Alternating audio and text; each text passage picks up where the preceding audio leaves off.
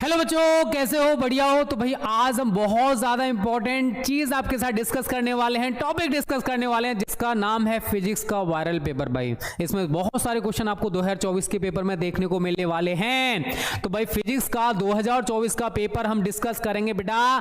Same paper तो नहीं, but बहुत सारे क्वेश्चन आपको इसमें से देखने को मिल सकते हैं। ऐसे मैं आपको 8 से 10 पेपर बताने वाला हूं, उनको आप लोग घोल के पी लेना, नहीं पियोगे अपना नुकसान करोगे। ठीक है भाई? तो आप सभी को जैसा पता है बेटा, सबसे पहले हमसे पेपर में क्या पूछा जाता है? वेरी शॉर्ट टाइप क्वेश्चंस, जो कि हमारा खंड आ होता है।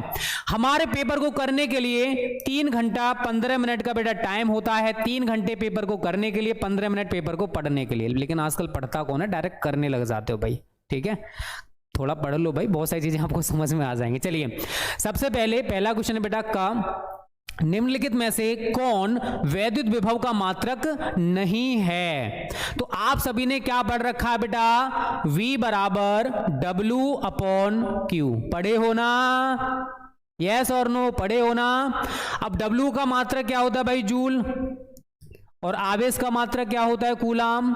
हमको पता है भाई, जूल प्रति कूलाम को हम वोल्ट भी लिखते हैं। ठीक है ना भाई?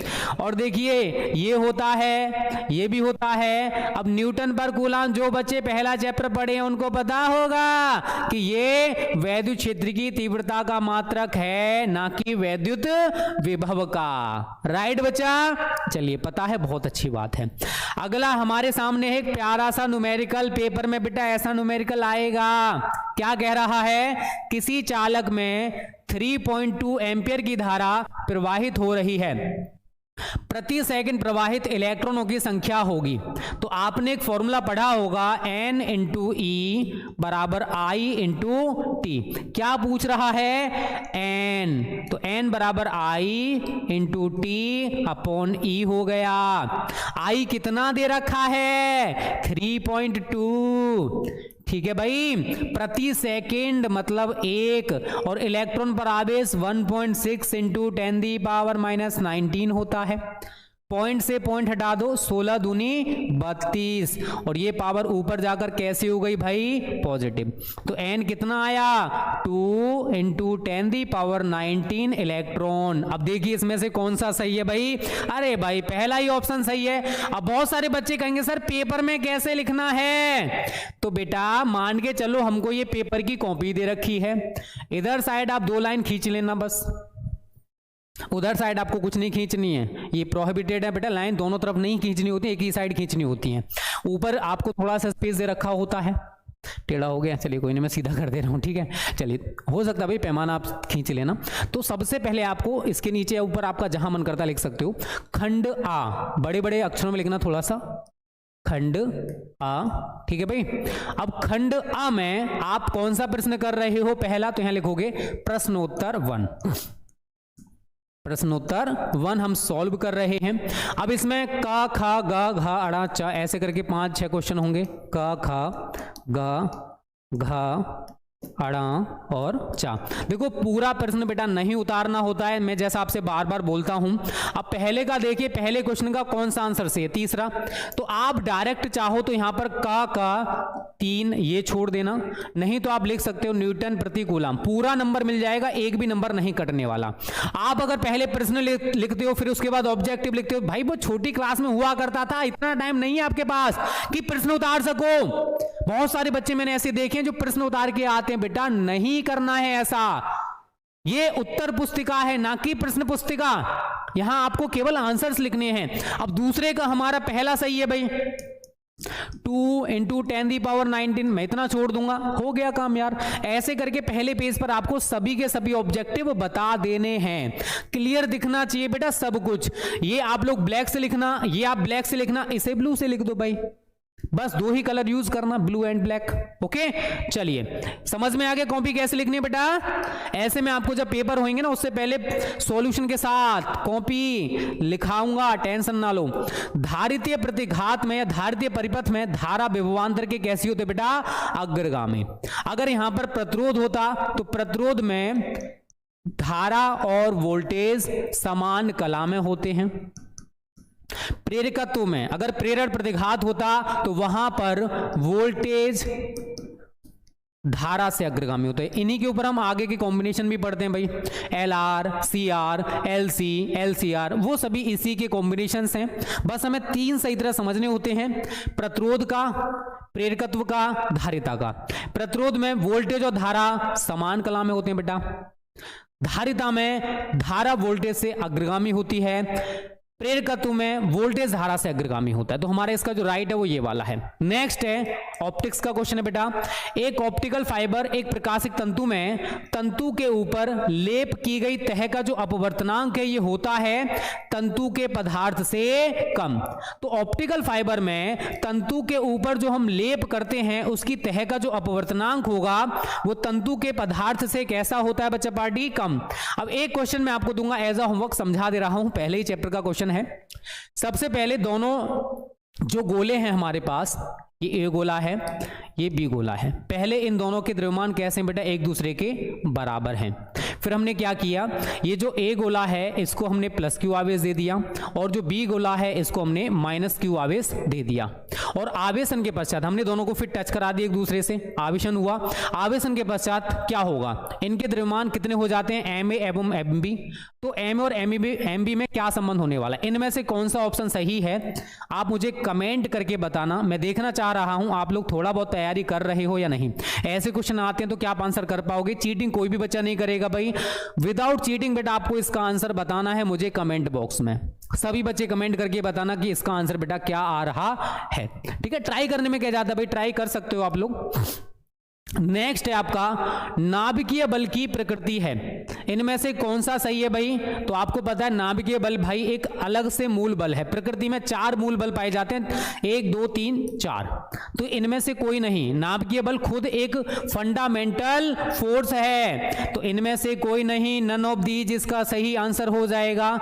ऐसे करके करके आना है पेपर को, ठीक है भाई, क्लियर यहां तक सभी को बेटा। चलिए उसके बाद खंड बा, देखो आप किसी भी स्टेट से हो, यूपी, बिहार, एमपी, राजस्थान, सभी हिंदी बोर्ड के पेपर, मतलब सभी हिंदी बोर्ड में बेटा सेम क्वेश्चंस आते हैं। देखो पेपर का पैटर्न डिफरेंट सभी जगह होता है यार, यूपी में अलग रहेगा, एमपी में अलग रहेगा, बिहार में अलग होता है, बट क्वेश्चन तो सेम रहते हैं ना, सिलेबस तो सेम है ना, ठीक है। तो आप किसी भी स्टेट से हो इन क्वेश्चंस को तैयार कर लेना। नेक्स्ट है 3 लौह चुंबकीय पदार्थों के नाम लिखे भाई। 3 तरीके के पदार्थ आपने पढ़े हैं चुंबकीय व्यवहार के आधार पर, प्रतिचुंबकीय पदार्थ, अनुचुंबकीय पदार्थ और लौह चुंबकीय पदार्थ। तो लौह चुंबकीय पदार्थ जो चुंबक की प्रति तेजी से आकर्षित होते हैं, एग्जांपल FeCONI, ठीक है। नेक्स्ट है किसी लेंस की क्षमता किस में अधिक होगी, वायु में या फिर जल में। देखो P बराबर क्या होता है, 1/F। F हमारा किस में यूज किया जाता है, मीटर में। तो जहां फोकस दूरी अधिक होगी वहां लेंस की क्षमता कम होगी। इतना तो आपकी समझ में आ गया भाई, आ गया ना। अब वायु में सबको पता है भाई, वायु में फोकस दूरी कैसी होती है बच्चे पार्टी, वायु में फोकस दूरी कैसी होती है, अरे भाई निकाल लेना ना, 1/F बराबर ANG-1, ठीक है, 1/R1 - 1/R2, आप जो भी करना चाहते हो, फॉर्मूला हमारे पास यही रहता है। अब ये क्या कह रहा है, किसी लेंस की, अब लेंस पहला हमारा कहां रखा हुआ है, वायु में, और उसके बाद हम उसको रखेंगे जल में। तो यहां पर जल का जो अपवर्तनांक है भाई वायु से ज्यादा होगा, क्योंकि वायु विरल माध्यम है, जल सघन माध्यम है। तो यहां पर मैं थोड़ा सा आपसे बोलूं, एन का मान, एन का जो मान है वो कहां पर अधिक है बेटा, जल में। जल में अधिक है और दोनों एक दूसरे के रेसिप्रोकल हैं, तो यहां पर फोकस दूरी कैसी रहेगी, कम या ज्यादा, कम रहेगी ना, रहेगी ना, रहेगी ना। इसी हिसाब से थोड़ा सा लॉजिक लगाना और इसका आंसर मुझे बता देना भाई, ठीक है। आवेशों के मध्य लगने वाले वैद्युत बल की सहायता से विद्युतशीलता का विमीय समीकरण निकालिए। तो आपने क्या फॉर्मूला पढ़ा है, 1/F पढ़ रखा है तो बता देना भाई, F बराबर 1/4 pi epsilon Q1 × Q2/R²। Epsilon not बेटा अगर आप यहां से निकालोगे तो 1/4 पाई F Q1 × Q2/R²। इस फॉर्मूले के अकॉर्डिंग आप इसको कर सकते हो और एप्सिलॉन नॉट का विमीय समीकरण भी निकाल लोगे, ठीक है। चलिए नेक्स्ट है ताप बढ़ाने पर अर्धचालक की चालकता एवं प्रतिरोध पर क्या प्रभाव पड़ेगा। क्या बढ़ा रहे हो आप, ताप। तो ताप बढ़ाने पर RT बराबर R01 - अल्फा D, थोड़ा सा सोचना समझना, मैंने फॉर्मूला बता दिया। आर डी बराबर R zero 1 minus alpha T. You can try, answer आ जाए तो बढ़िया बात है भाई। 7 and 14 पर एल्फा कट से बमबारी करने पर 7 and 14 है, एल्फा कट की बमबारी की जा रही है, तो हमारा यहां पर बना 8O17 प्लस 7 और 2 9, यहां पर 8 है, 14 प्लस 4 18 है, बट यहां पर 17 है, तो यहां पर क्या बनेगा भाई 1H1 मतलब प्रोटॉन। ठीक है, कौन सा कण उत्सर्जित हो रहा है आपका प्रोटॉन। ऐसे करके आप फाइंड आउट कर सकते हो। 1P1 1H1 जो चाहते हो वो आप यहां पर लिख सकते हो। ठीक है, नेक्स्ट है बेटा, कांच में प्रकाश की चाल प्रकाश की तरंगदैर्घ्य बढ़ाने पर क्या होगी, प्रकाश की तीव्रता बढ़ाने पर किस प्रकार बदलेगी, और निर्वात में प्रकाश की चाल पर क्या प्रभाव पड़ेगा। बेटा ऐसे क्वेश्चन आते हैं, पेपर में आते हैं, देख लो भाई ये क्वेश्चन आए हुए हैं, ऐसे ही 10 से 12 सेट में करा दूंगा, उनके सारे क्वेश्चन तैयार कर लो, कल्याण हो जाएगा। मेहनत करो बेटा, बिना मेहनत के काम नहीं चलेगा, स्क्रीनशॉट ले लीजिए। ठीक है, नेक्स्ट है आपका खंड सा। ठीक है, यहां पर आपको कैसे कैसे क्वेश्चन दे रहे हैं बेटा, एक प्रेरकीय प्रत्यावर्ती धारा परिपथ में धारा तथा वोल्टेज की भी बीच कालांतर क्या होता है, तो भाई कौन सा है प्रेरकीय, प्रेरकत्व है, तो आप सभी को पता है वोल्टेज धारा से अग्रगामी होता है। इस परिपथ में प्रेरण प्रतिघात का सूत्र लिखिए, तो एक्सएल बराबर आपने क्या पढ़ रखा है ओमेगा एल, या फिर हम इसको क्या लिख सकते हैं 2πfl। ठीक है, तो ऐसे क्वेश्चन आते हैं, देख लीजिए। एक इलेक्ट्रॉन वोल्ट ऊर्जा से क्या भी पराय है, इसका मान जूल में ज्ञात कीजिए। तो हमारे सभी सुंदर से प्यारे से बच्चे जानते होंगे भाई इलेक्ट्रॉन वोल्ट किस राशि का मात्रक है।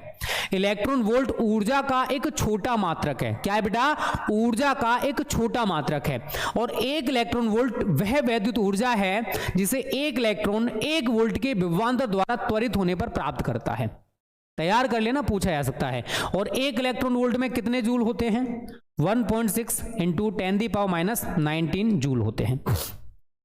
विद्युत चुंबकीय तरंगों के 4 विशेष गुणों को समझाइए। भाई विद्युत चुंबकीय तरंगें इलेक्ट्रोमैग्नेटिक वेव्स क्या होती हैं, तो ऐसी तरंगें जिनके संचरण के लिए हमें माध्यम की आवश्यकता नहीं होती, विद्युत चुंबकीय तरंगें कहलाती हैं। तो भाई विद्युत चुंबकीय तरंगों में प्रकाश की तरफ परावर्तन और अपवर्तन हमको देखने को मिलता है। वैद्युत चुंबकीय तरंगें जो होती हैं वैद्युत और चुंबकीय क्षेत्र के रूप में आगे की ओर बढ़ती हैं। इनके लिए माध्यम की कोई आवश्यकता नहीं होती, इनके संचरण के लिए हमें माध्यम की कोई भी आवश्यकता नहीं होती। ये बिना मीडियम के एक जगह से दूसरी जगह पर जा सकती हैं। ठीक है भाई, इंपॉर्टेंट चीजें हैं बेटा, तैयार कर लोगे तो अच्छा बात है, नहीं करोगे तो फिर कोई बात नहीं है।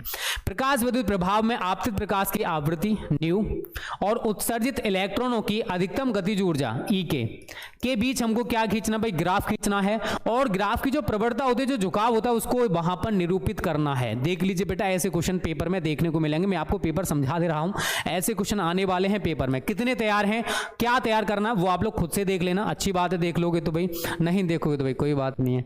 खंडदा, एक प्रकाश किरण निर्वात से n अपवर्तनांक के माध्यम में जाती है। यदि आपतन कोण अपवर्तन कोण का दोगुना हो तो अपवर्तन कोण का मान हमें n के पदों में ज्ञात करना है।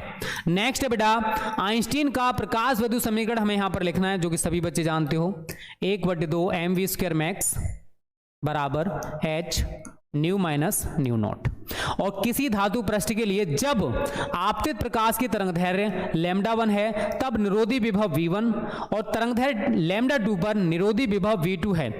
प्लांक नियतांक के लिए सूत्र हमको प्राप्त करना है। और जितने बच्चे चाहते हैं कि सर मैं सॉल्यूशन के साथ ये पेपर भी करवा दो, तो वो ज्यादा से ज्यादा भाई कमेंट करना। 100+ कमेंट्स आएंगे, आपको सॉल्यूशन के साथ पेपर भी हम करवाएंगे। ऐसे 10 से 12 पेपर अगर आपने कर लिए भाई, आपका कल्याण हो जाएगा। ठीक है भाई, कमेंट कर देना। देखो सारी चीजें आपके ऊपर डिपेंड करती हैं, ज्यादा से ज्यादा लाइक करना जितना कर सकते हो। ये एक न्यूमेरिकल है, 2 तरंगों की तीव्रताओं का अनुपात 1:9 है। यदि दोनों तरंगें व्यतिकरण करती हों तो परिणामी तरंग की अधिकतम तथा न्यूनतम तीव्रताओं का अनुपात ज्ञात कीजिए। L लंबाई तथा D व्यास के चालक के सिरों के बीच V विभवांतर आरोपित किया जाता है। चालक में वैद्युत क्षेत्र E तथा प्रतिरोध R किस प्रकार प्रभावित होते हैं, जबकि V को आधा कर दें और D को 2 गुना कर दें। अड़ा है, एक समतल वृत्ताकार कुंडली के लिए स्वप्रेरकत्व का व्यंजक प्राप्त कीजिए। तो भाई ये 3-3 नंबर वाले सारे क्वेश्चन है बेटा, जो आप यहां पर देख रहे हो। ठीक है, इनको तैयार आप लोग कर लोगे ना, नहीं करोगे तो कर लेना भाई। ठीक है, नेक्स्ट है, एक विद्युत चुंबकीय द्विध्रुव न्यूमेरिकल है बेटा, पहले चैप्टर का है, सभी बच्चे कर सकते हैं। ये हमको ई दे रखा है, ये हमको थीटा दे रखा है, ये हमको टाउ दे रखा है, और पी आपसे पूछ रहा है, तो टाउ बराबर पीई साइन थीटा हमारे सभी सुंदर से प्यारे से बच्चे पढ़े होंगे।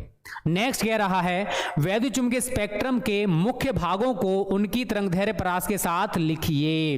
गामा किरणें, एक्स किरणें, अवरक्त विकिरण, पराबैंगनी विकिरण, रेडियो तरंगें, उनको तरंगदैर्घ्य के परास के साथ हमें यहाँ लिखना है। ये क्वेश्चन उतना ज्यादा नहीं आता है भाई पेपर में, ठीक है, इस चीज को याद रखना।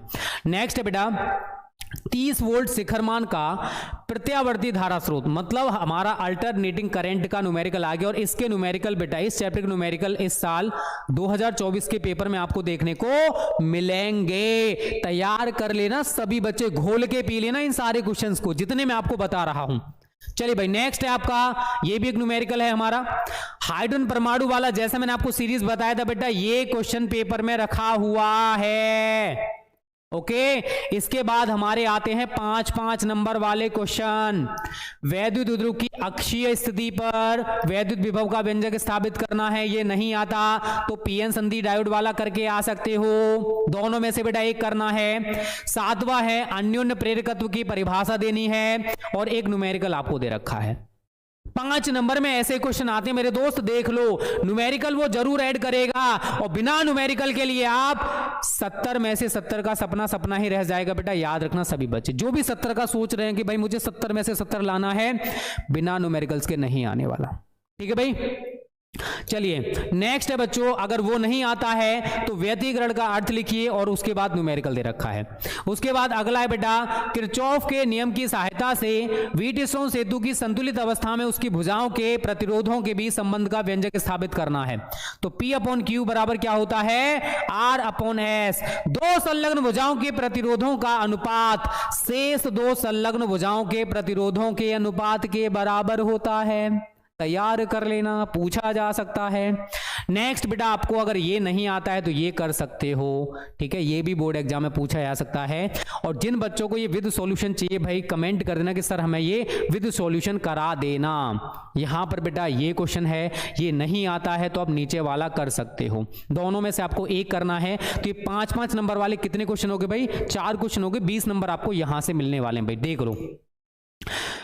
एक दोनों में से एक करना, 5 नंबर मिल गए। ये करना है या फिर ये करिए। कहां पहुंच गए भाई, हम ज्यादा आगे पहुंच गए, पीछे पहुंच गए, छठे, ठीक है, अथवा ये करिए 8वां। मतलब आपको 4 क्वेश्चन बेटा 5-5 नंबर वाले पेपर में मिलेंगे। तो टोटल अगर मैं बात करूं तो कितने नंबर भाई आपको मिलने वाले हैं लॉन्ग क्वेश्चन से, 20 नंबर, ठीक है। तो सॉल्यूशन के साथ जिनको चाहिए भाई कमेंट कर देना, सॉल्यूशन भी करा दिया जाएगा, टेंशन मत लो। तो ये था फिजिक्स का एक वायरल पेपर जिसमें बहुत सारे क्वेश्चंस आप लोगों ने देखे, नए नए क्वेश्चंस भी आपको यहां पर देखने को मिले होंगे। ऐसे बेटा 8 से 10 पेपर अगर हमने आपको करा दिए तो आपका कल्याण हो जाएगा। बहुत सारे क्वेश्चन आपको वही देखने को मिलेंगे जो हम यहां पर करा देंगे। कमेंट कर देना जिनको सॉल्यूशन के साथ चाहिए। और भाई वीडियो कैसे लगी, वीडियो को लाइक कर देना, शेयर कर देना, और कमेंट जरूर किया करो यार। सॉल्यूशन चाहिए कमेंट कर दो, लाइक शेयर करोगे अच्छी बात है, जितने ज्यादा बच्चे पढ़ेंगे उतना हमें अच्छा लगेगा, ठीक है बच्चा बाड़ी। चलिए टाटा बाय बाय, टेक केयर।